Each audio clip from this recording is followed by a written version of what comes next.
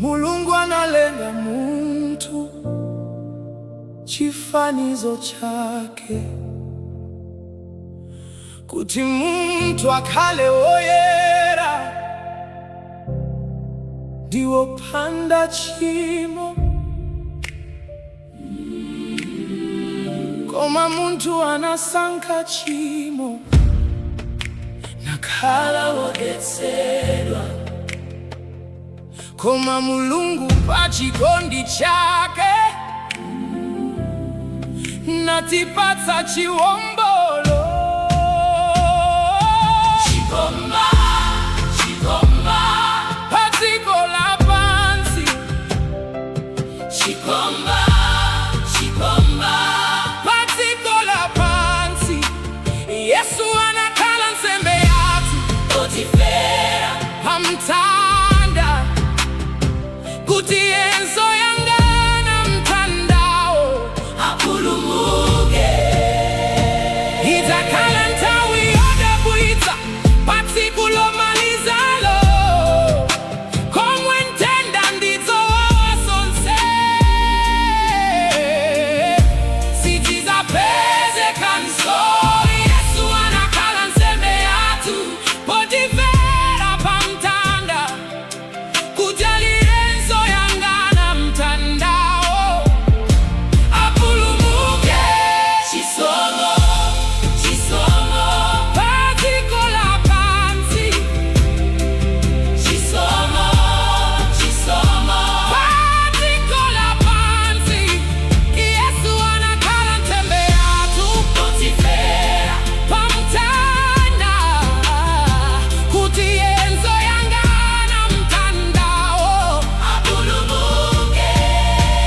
Nthawi yowachimwa adzalira natiguguta pachifuwa.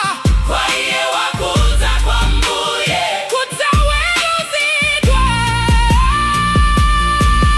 Pomwepo mkwiyo wa Mbuye udzagwera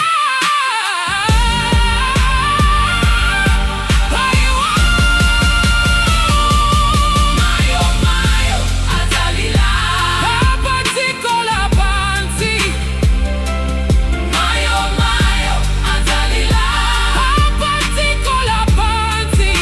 Nthawi yochimwa adzalira natiguguta pachifuwa. Mayo, mayo adzalira nthawi yochimwa adzalira natiguguta pachifuwa. Kwa iye wakudza kwa Mbuye kudzaweruzidwa. Pomwepo mkwiyo wa Mbuye udzagwera pa iwo. Mayo, mayo adzalira pa dziko lapansi. Mayo, mayo, mayo, mayo adzalira pa dziko lapansi. Nthawi yochimwa adzalira natiguguta pachifuwa. Mayo, mayo adzalira pa dziko lapansi. Mayo, mayo adzalira pa dziko lapansi. Nthawi yochimwa adzalira natiguguta pachifuwa.